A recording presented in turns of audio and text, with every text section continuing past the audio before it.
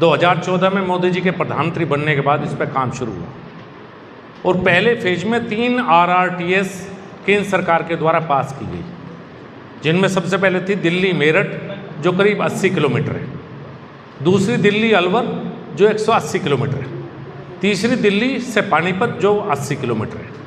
पहले फेज में 3 RRTS ली गई, उन पर काम शुरू हुआ। करीब 2019-20 में मेरी हरियाणा के मुख्यमंत्री मनोहर लाल खट्टर जी से बातचीत हुई और इस प्रोजेक्ट को एग्जीक्यूट करने के लिए अर्बन डेवलपमेंट मिनिस्ट्री भारत सरकार, जो इसकी नोडल मिनिस्ट्री है, उसके द्वारा एक संस्था का गठन किया गया जिसको NCRTC कहा जाता है, national capital region transport corporation, जिसमें केंद्र सरकार, उत्तर प्रदेश सरकार, हरियाणा, दिल्ली, राजस्थान, ये इसमें सभी सरकारें पार्टनर हैं। इस संस्था का निर्माण हुआ। मीडिया के सभी साथियों का स्वागत है। आज प्रिंट मीडिया, इलेक्ट्रॉनिक मीडिया सभी भारतीय जनता पार्टी कार्यालय पर मौजूद है। सबका इस प्रेस कॉन्फ्रेंस में आने के लिए बहुत बहुत धन्यवाद। मैं आज RRTS rapid rail transit system के बारे में कुछ तथ्य आपके सामने रखना चाहता हूँ। जब NCR बोर्ड का गठन हुआ, नेशनल कैपिटल रीजन, तो ये पाया गया कि दिल्ली से फास्ट कनेक्टिविटी होने को बोलते हैं NCRTC। मेरी खट्टर साहब से बात हुई, मैं उनसे मिलने गया। मेरी उनसे बातचीत हुई कि इसको पानीपत से बढ़ा के आप करनाल तक कर लीजिए, क्योंकि पहले मुजफ्फरनगर या करनाल NCR रीजन का पार्ट नहीं था, इसलिए पहले फेज में 2014 से पहले इसकी परिकल्पना जब की गई थी कांग्रेस सरकार में, कांग्रेस सरकार में कल्पना होती थी, एग्जीक्यूशन नहीं होता था। मोदी जी ने काम करने की शुरुआत की, तो उधर से हरियाणा सरकार ने प्रस्ताव, बातचीत हुई कि करनाल मेरठ पानीपत से बढ़ा के इसको करनाल तक ले जाया जाए। और साथ के साथ मेरे मन में भी आया कि अगर RRTS मुजफ्फरनगर तक आ जाए तो मुजफ्फरनगर का नक्शा बदल जाएगा।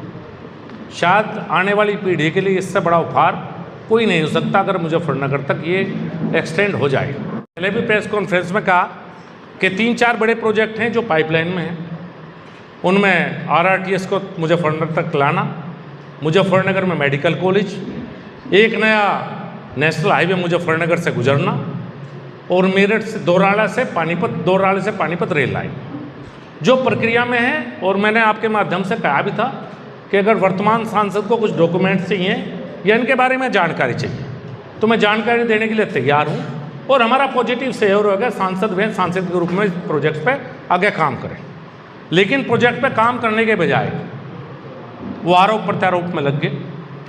अब आरोप का जवाब देना मेरी नैतिक जिम्मेदारी है, तो मैं कुछ तथ्य आपके समक्ष लाना चाहता हूँ, मैंने रिटर्न में भी आपको दिए। सबसे पहले तो मैं कहना चाहूँगा कि मुजफ्फरनगर के जो सांसद हैं समाजवादी पार्टी के हरेंद्र मलिक जी, उनके रैपिड रेल के मुजफ्फरनगर तक के विस्तार पे प्रस्ताव नहीं आया, ये उन्होंने ऐसी सूचना आपको दी है। ये झूठ है, सच्चाई को छुपाया गया है, ये फेक नैरेटिव है जिससे चीज़ें आगे बढ़ाई जा रही हैं। चुनाव के दौरान भी समाजवादी पार्टी के द्वारा झूठ बोलना और बार बार झूठ बोलना ये एक बड़े हथियार रहा है। 10 साल मुजफ्फरनगर की जनता ने मुझे सांसद के रूप में काम करने का मौका दिया और ये 10 साल मुजफ्फरनगर के लिए ऐतिहासिक 10 साल थे। प्रदेश सरकार या केंद्र सरकार शायद इतना विकास कार्य आज़ादी के बाद कभी नहीं हुआ जितना 10 साल में। मैं चुनाव में भी अपने काम को लेकर जनता के बीच में था। जो यहाँ की कानून व्यवस्था बेहतर हुई है 10 साल में, जो विकास कार्य हुआ, जनता ने चुनाव समाजवादी पार्टी को जिताया और गरिमा से मैंने शहर हार को स्वीकार किया। लेकिन मेरा चुनाव सिर्फ विकास के ऊपर आधारित था। समाजवादी पार्टी का चुनाव जातिवाद और धर्म के ऊपर आधारित था। उनने जो वोट मांगी विकास के लिए मांगी, वो जाति और धर्म में हमें बांट के उससे उन्हें वोट प्राप्त की। RRTS को मेरठ से मुजफ्फरनगर लाने के लिए माननीय उत्तर प्रदेश के मुख्यमंत्री योगी आदित्यनाथ जी से हम मिले। मेरे साथ उस समय यहाँ से मंत्री कपिल देव अग्रवाल, उस समय भी मंत्री थे विजय कश्यप, उमेश मलिक, विक्रम सैनी और प्रमोद ऊंटवाल। ये सब लोग हम साथ गए थे कि मेरठ से मुजफ्फरनगर के एक्सटेंशन का प्रस्ताव केंद्र सरकार को भेज दिया जाए। ये 13 जनवरी 2020 की बात है। उसी के संबंध में 29 जनवरी 2020 को करीब 15 दिन बाद अमित सिंह जो प्रमुख सचिव आवास को अग्रिम कार्रवाई हेतु द्वारा लिखा गया। फिर 30 जुलाई 2020 को मैं हरदीप पुरी जो उस समय के अर्बन डेवलपमेंट मिनिस्टर थे उनसे मिला और मैंने उनसे निवेदन किया कि RRTS को यहाँ तक लाने का पे आगे बढ़ा जाए। हरदीप पुरी जी के द्वारा 17/9/2020 को पत्र लिख के DPR बननी थी। प्रपोजल जाने के बाद DPR का 80% पैसा केंद्र सरकार देगी, 20% प्रदेश सरकार, उनके द्वारा पत्र लिखा गया। संजय कुमार जो उप सचिव हैं आवास शहरी नियोजन में उत्तर प्रदेश सरकार ने, उन्होंने 22/9/2020 को फिजिबिलिटी रिपोर्ट और DPR एक सप्ताह में उपलब्ध कराने के लिए केंद्र सरकार को पत्र लिखा। सुधीर शर्मा जो MD RRTS थे ने उप सचिव शहरी नियोजन से DPR बनाने के लिए 3,82,00,000 के बजट की जो 31/8/2022 को 20% का फिर पत्र लिख दिया। ये फिर उसके बाद 20 जनवरी 2023 को मुजफ्फरनगर विकास प्राधिकरण से 23,42,000 रुपये जारी करने का अनुरोध उन्होंने किया। RRTS वालों ने, मुजफ्फरनगर विकास प्राधिकरण ने 9 जनवरी को बजट जारी कर दिया RRTS के लिए मुजफ्फरनगर विकास प्राधिकरण ने, और साथ ही साथ भारत सरकार ने भी उसी समय पे बजट मेरे मुजफ्फरनगर विकास प्राधिकरण को दे दिया।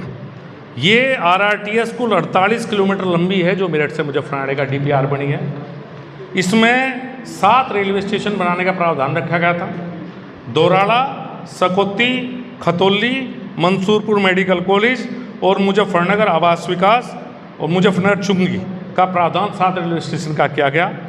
ये DPR तैयार होने के बाद करीब 5 या 6 महीने पहले इस DPR का प्रेजेंटेशन दिल्ली में मेरे सम्मुख किया गया RRTS के अधिकारियों के द्वारा। मेरे सम्मुख इस प्रस्ताव को मेरठ से बढ़ा के मुजफ्फरनगर तक करने के लिए केंद्र सरकार को भेज दिया गया। वो ट्वीट भी मैंने साथ, जो मैं आपको बता रहा हूँ, ये सब पत्र साथ लगे हुए हैं, आप पढ़ेंगे तो सबको जानकारी मिल जाएगी इस पत्र की। नितिन रमेश गोकर्ण प्रमुख सचिव उत्तर प्रदेश ने 11 जुलाई 2022 को दिल्ली, गाजियाबाद, मेरठ RRTS कॉरिडोर के विस्तार मुजफ्फरनगर तक किए जाने के क्रम में कार्य प्रारंभ करने के लिए संदर्भ शर्तें एवं परामर्शित शुल्क पर सहमति प्रदान करने के संबंध में RRTS को 20% शुल्क दे दिया। और ये कहा ये 20% शुल्क जो दिया गया इसकी नोडल एजेंसी मुजफ्फरनगर विकास प्राधिकरण को बनाया गया। 80% पैसा केंद्र सरकार से भी इन्हीं के पास आया और 20% पैसा MDA मुजफ्फरनगर ने दिया DPR बनाने के लिए। ये प्रस्ताव, इसके साथ साथ मैं एक निवेदन आप लोगों से भी करूंगा, जो छपा वो छपना चाहिए, कोई बात नहीं जो होता है, लेकिन कम से कम अगर किसी का नाम लेकर कुछ छापा गया है तो तथ्य की जांच परख आवश्यक है। ये मीडिया के साथियों से मैं अनुरोध करूंगा आगे के लिए, भविष्य के लिए। मैं एक बात और बताना चाहता हूं इसमें, इनके साथ साथ 4 सितंबर 2020 को हिंदुस्तान अखबार ने छाप दिया। 11 सितंबर 2020 को हिंदुस्तान ने फिर ये खबर छापी। 12 सितंबर 2020 को अमर उजाला ने खबर छापी कि मुख्यमंत्री ने प्रस्ताव को दिल्ली भेज दिया। 20 दिसंबर 2020 को दैनिक जागरण ने बहुत बड़ी खबर छापी कि इसके प्रस्ताव उत्तर प्रदेश से, ये मैंने जी, ये आपकी छपी हुई खबरें हैं और जो मेरे द्वारा नहीं दी गई थी। जो मुख्यमंत्री के ट्वीट के बाद मीडिया ने कुछ खबरें तो लखनऊ से छपी हैं, मैंने कि यहाँ से, क्योंकि मुख्यमंत्री ने जो पत्र जारी किए जो किए वो वहाँ से जारी हुए हैं। तो इसका प्रस्ताव गए हुए 3 साल हो चुके हैं। DPR पूरी बन चुकी है, DPR की प्रेजेंटेशन हो चुकी है। DPR की प्रेजेंटेशन के बाद अगला मामला ये है इसमें कि प्रदेश और केंद्र सरकार सैद्धांतिक सहमति उत्तर प्रदेश सरकार ने इसमें 2020 में दे चुकी, एक बार राज्यसभा में ली है और अब सांसद आपने चुना है मुजफ्फरनगर वासियों ने। ये 6 योजना उन्हें आपने दी है। इन 6 योजना का एक बड़ा काम वो बताएं कि सांसद और विधायक निधि से अलग हटके विकास के लिए, डेवलपमेंट के लिए मुजफ्फरनगर जनपद में क्या किया। 3 बार उनके पुत्र विधायक, तीसरी बार विधायक हैं। दोनों मिलकर एक बड़ा काम बताएं। दोनों मिलकर जो मुजफ्फरनगर की जनता ने इतना मौका दिया, मैं अपने कामों की लिस्ट बहुत गिना सकता हूँ, आपको पता है, कम से कम वे भी गिने। मैं चुनाव के पहले से वे बड़े हैं मेरे से, चुनाव से पूर्व भी आरोप प्रत्यारोप करते रहे, मैंने बचने का प्रयास किया। मैंने कहा विकास की राजनीति करते, आरोप प्रत्यारोप की नहीं करते, लेकिन उनके द्वारा विकास की राजनीति नहीं की गई, आरोप प्रत्यारोप की राजनीति शुरू हुई। सांसद बनने के बाद या तो जमीन के मामलों में पड़ते रहे कि रेलवे स्टेशन के सामने ज़मीन है उसमें होटल बनवाने में लगे रहे कि वक्फ बोर्ड की ज़मीन है होटल बने, गेट कहीं है तो गेट बनवाने में लगे रहे, या मेरे ऊपर आरोप लगाने में। अरे भैया आप सांसद हैं, अब आप काम कीजिए, आपको जनता ने काम के लिए चुना है, तो मैं चाहता हूं कि मुजफ्फरनगर के विकास के लिए वो काम करें और अपना 30 साल जो जनप्रतिनिधि के तौर पर मुजफ्फरनगर की जनता ने दी है उसका हिसाब किताब भी सामने रखें। मैं खुले तौर पर कह रहा हूँ, एक बड़ा काम, एक नया हाईवे, एक कोई बड़ी सड़क, एक कोई बड़ा काम, एक अपना बड़ा काम गिनाएं। झूठ की राजनीति ना करें, झूठ के पैर नहीं होते। एक बार उन्होंने भ्रम पैदा कर दिया मुजफ्फरनगर में, उन्हें मुबारक हो, आगे विकास की राजनीति चलेगी। और मुझे पूरी उम्मीद है कि यहाँ जनपद की मीडिया का इसमें मुझे पूरा सहयोग मिलेगा। ये 4 प्रोजेक्ट मुजफ्फरनगर के लिए बहुत RRTS इतनी महत्वपूर्ण है, मेरठ से साहिबाद चली है, आप किससे पूछ के देखिए कितना आनंद RRTS में आ रहा है इस समय मेरठ के लोगों को साहिबाबाद जाने का। मेरी इच्छा थी कि मुजफ्फरनगर से चले, जनता ने मौका नहीं दिया, कोई बात नहीं, 5 साल वे करें, नहीं 5 साल बाद जनता जब दोबारा मौका देगी तो फिर हम करके दिखा देंगे, हम करके दिखाएंगे। हम 5 साल का आरोप नहीं लगाएंगे कि 5 साल क्या हुआ क्या नहीं हुआ। जनता ने मुझे 10 साल दिए, मैं हमेशा जनता के बीच में रहा और विकास के कार्य किए। तो मेरा निवेदन है, सबको एक एक कागज़ सहित तथ्यात्मक जानकारी मैंने दी है। कृपया करके निवेदन यह है कि झूठी खबर जितनी बड़ी छपी थी, कम से कम सच्ची खबर उससे 4 गुनी बड़ी आपके माध्यम से जनता के बीच में जाए, मेरा अनुरोध है। आपको कोई सवाल करना है तो आप कर सकते हैं। DPR बनने का काम पूरा हो चुका है, अब आखिरी काम है बजट एलोकेशन और काम शुरू करना। कागजी काम सारा कंप्लीट है। मैं आपके माध्यम से सांसद जी को भी ये सब पत्र भेज दूंगा जिनसे उनकी चक्षु नेत्र थोड़े से खुल जाएं, उन्हें जानकारी हो जाए। उन्हें मैं ये भी बताना चाहता हूँ, nodal ministry urban development ministry इसमें है, NCRTC इसमें है। अगर वे किसी और मंत्रालय को पत्र लिए घूम रहे हैं तो कृपया ऐसा ना करें। अगर किसी बात का ज्ञान नहीं है तो किसी छोटे से पूछने में भी कभी अपमान नहीं होता। ये मैंने सिर्फ पत्र नहीं लिखे, मैंने अपने जीवन के 4 साल RRTS पे 4 साल जो आपने मुझे मौका दिया था मेहनत की है। पत्र लिखने से और संसद में बात उठाने से कभी कोई काम नहीं होता। काम के लिए मेहनत करनी पड़ती है। अधिकारियों से, नेताओं से, मुख्यमंत्री से, मंत्रियों से लगातार जाकर संपर्क रखें और जो ताकत आपने दी उस ताकत के बल पे RRTS का प्रोजेक्ट यहाँ तक पहुँचा है। तो मैं उनसे अनुरोध करूँगा इस प्रोजेक्ट पे DPR बनने के बाद जो फाइनल काम है कृपया वे इसमें आगे बढ़ावें और हमारा सहयोग लें। अब आरोप प्रत्यारोप बंद करें। 4 बार एक बात बताइए, कुछ नहीं करेंगे ऐसा आपने संदेश दिया है। जहाँ साहब आप एक बात सुनिए, जब मैं सांसद नहीं हूँ यहाँ से चुना हुआ, पहले आप बात सुनिए। अब मैं आपको कहूँगा आप लाइए, आप लाएंगे नहीं ना। क्यों चुनते हैं हम सांसद को? विकास के लिए चुनते हैं ना। जो चुना जाता है उसे ही करना चाहिए काम, ये सच है। हम क्यों चुनते हैं? नहीं तो इनमें से बैठा हो मैं क्यों जवाब दे रहा हूँ कि मैं उस समय सांसद था। अगर मैं सांसद ना होता उस समय पे तो मैं इतनी चिट्ठी का जवाब नहीं दे पाता ना आपको। तो जिनकी जिम्मेदारी है वो उस काम को लेकर आगे बढ़े, हम सहयोग करेंगे, लेकिन जिम्मेदारी उनकी है तो काम लेकर बढ़े। जो सहयोग हमारे से होगा हम सहयोग करेंगे। क्या ये बयान अखबार में छपना चाहिए? आप छपवाना चाहते हैं? आपकी इच्छा है, आप छापना चाहो तो छाप लो। आपकी इच्छा है, मैं तो कह चुका, आपकी इच्छा है। मैंने तो साहब मैं इस क्षेत्र का नागरिक होने के नाते ये सवाल कर सकता हूँ। मैं विकास मैंने लेकिन आप प्रतिउत्तर नहीं दे पा रहे। मैंने बात कर रहा हूँ, आप उसका जवाब मैं आप क्या करोगे? आप उन पे आरोप लगा रहे हो, आप पे आरोप लगा रहे हो। मैं तो जो जहाँ जैसे 5 साल की बात की, मेरा सवाल आपसे ये है कि जहाँ पर दोनों जगह आपकी सरकारें हैं, आप इस मामले को लेकर के आपका क्या दायित्व बनता है? आप क्या करेंगे? आपका क्या लक्ष्य है? आप उनसे हाथ दोनों ऊपर करके खड़े करवा दो, बाकी हम काम में लग जाएंगे। लेकिन संजीव बालियान काम करें और श्रेय कोई और ले, इस चीज़ को क्लियर आप उनसे भी कर लेना कि हाथ खड़े कर दो। अगर नहीं बस में तो हम काम करेंगे। मेरा सवाल ये नहीं है, मेरा सवाल आपसे ये है कि इस केंद्र में, प्रदेश में सरकार आपकी है, आप सत्ता में हो, लेकिन मुजफ्फरनगर में सरकार पिता और पुत्र की है। विधायक भी वही है, सांसद भी वही है। फिर वो सांसद विधायक क्यों बने हैं? अगर कम से कम मिले तो जाके। आरोप प्रत्यारोप की राजनीति मैं नहीं कर रहा, मेरे द्वारा शुरू नहीं की गई। मैंने तो सहयोग की पेशकश की थी। सहयोग के उनकी अच्छा होता कि वो मुझे फ़ोन करते, मैं उन्हें सारे कागज देता, मेरे से पूछते भाई RRTS की फुल फॉर्म बता दे, RRTS कहाँ से चलेगी, कहाँ आएगी, तो मैं सारे कागज उन्हें सौंपता और उन्हें सहयोग करता। सुनिए, अब लेकिन वे सहयोग के बजाय पर्यावरण मंत्रालय में घुस के अगर सवाल उठाएंगे और मीडिया को फ़ोन करके बताएंगे कि मैं झूठा हूँ, तो आप मेरे से सहयोग की अपेक्षा करेंगे उनसे? सर आप भी प्रत्यारोप मेरे से सवाल कर लें फ़ोन करके, किसी भी मीडिया वाले ने, जो कि मेरा नाम छापने से पहले होना चाहिए। अगर आज मैं कुछ कह रहा हूँ किसी के बारे में तो उससे भी पूछ लेना चाहिए। तो मैं आपको क्लियर कर देता कि अर्बन डेवलपमेंट मिनिस्ट्री का काम है, भूपेंद्र यादव की मिनिस्ट्री को इस बारे में नहीं पता। या तो मैं क्लियर कर देता कि अर्बन डेवलपमेंट मिनिस्ट्री से पूछिए आप सवाल, तो अर्बन डेवलपमेंट मिनिस्ट्री जवाब दे देगी। और अर्बन डेवलपमेंट मिनिस्ट्री का जवाब भी पड़ा हो मेरे पास। सत्यपाल सिंह ने, भाजपा सांसद ने कहा था, तो उसमें उन्होंने लिख रखा है, वो भी भेज दूँ आपके पास, चूँकि वो उनका था, मैंने लिया, उन्होंने मेरे पास भेजा है कि उन्होंने कहा उत्तर प्रदेश का सरकार का प्रस्ताव हमारे पास आया हुआ है। ये तो इन डॉक्यूमेंट से थे, हमने पैसा भी दिया, प्रस्ताव अपनी तरफ से लिख के भेज दिया। अब समझे, मुख्य प्रश्न उनका पर्यावरण से संबंध में था। वो अब मैं संसद तो जान सकता हूँ, नरेंद्र मलिक जी पूछे जाके भूपेंद्र यादव से कि तुमने जवाब ऐसा क्यों दिया जिसमें उन्हें झूठा सिद्ध हो गया, वो पूछे भाई, मैं नहीं पूछता भाई, मैं तो अपना काम दे दिया। एक सवाल मेरा और है जिससे हटके है। जी सर। आपके ही जिले के क्या कारण था जी? अभी 3 दिन पहले मीडिया के माध्यम से खबर छपी कि RRTS rapid rate transit system जो दिल्ली से चल के मेरठ आती है, उसे मुजफ्फरनगर तक बढ़ाने का कोई प्रस्ताव केंद्र सरकार के पास नहीं पहुंचा। और ये कहा गया उस खबर में कि मैंने इस बारे में मुजफ्फरनगर की जनता से झूठ बोला है।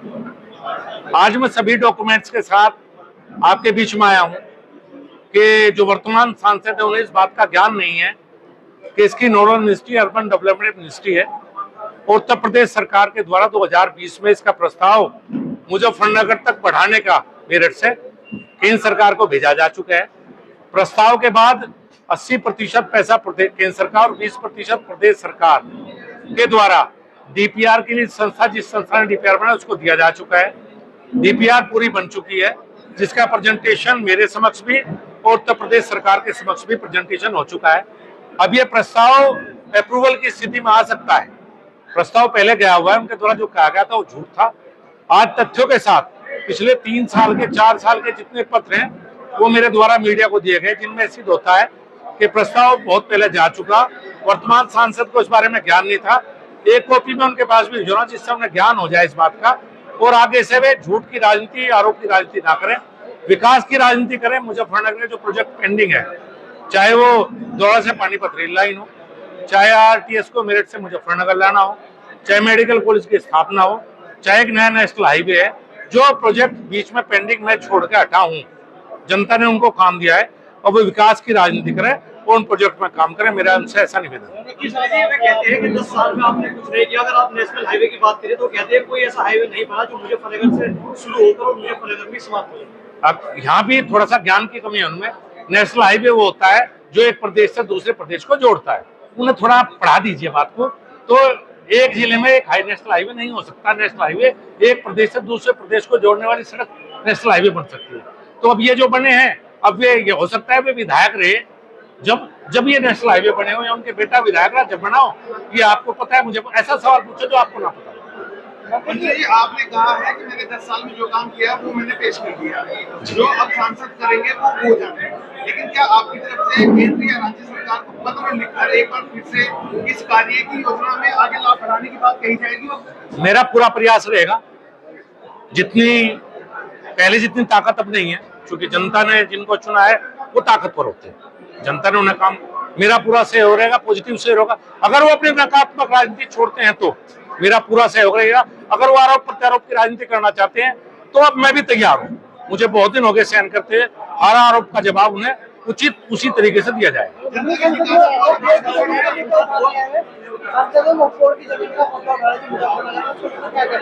मुझे ये कहना है कि उसमें होटल बनवाना चाहते हैं, वो होटल नहीं बनने दिया जाएगा। जो इमारत जैसी थी ऐसी रहेगी। मुझे बहुत ज्यादा ज्ञान नहीं, लेकिन ऐसी जमीनों में होटल नहीं बन सकते। आपने कहा RRTC की फुल फॉर्म बता दें, क्या उनकी शिक्षा पे आप उंगली उठा दें? मैं किसी की शिक्षा पे उंगली उठाने वाला कौन हूँ? मैंने कहा कि पॉजिटिव राजनीति करना बेहतर रहेगा उनके लिए भी और मेरे लिए भी।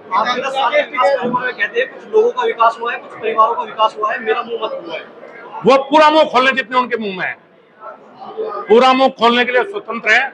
जैसा उनका उधर से जवाब आएगा दुगनी ताकत से जवाब दिया जाएगा। बच्चों का स्टेडियम नहीं बना मुजफ्फरनगर में, कोई अस्पताल मुजफ्फरनगर नहीं बना। 10 साल में आपके कार्यकाल में सरकार में आप थे। मैं तो आपको बता रखा ना, आप उनकी बात हर चीज में से मत पूछिए। अगर आपको लगता है आप एक पत्रकार के नाते शहर जिले में घूमते हैं, अच्छे विकास कार्य हैं, तो आप खुद तय कर लीजिए। हर बात उनकी जवाब देना मेरा कोई वो नहीं है। मुझे जनता ने जवाब दे दिया है कि 5 साल के पक्ष में बैठ अब आरोप लगाना मेरा काम है। उनका काम करना है, उन्हें जनता ने जो चाहिए था वो दे दिया। इस तरह के बयान उचित नहीं है, इस तरह के बयान उचित नहीं है। भारत बांग्लादेश नहीं है, भारत एक मजबूत लोकतंत्र है और मजबूत रहेगा। यहाँ हमेशा चुनाव समय पर हुए और देश की जनता ने मोदी जी को चुना। भाजपा नेता ने एनएसए लगाने की बात कही, वो उनकी इच्छा है।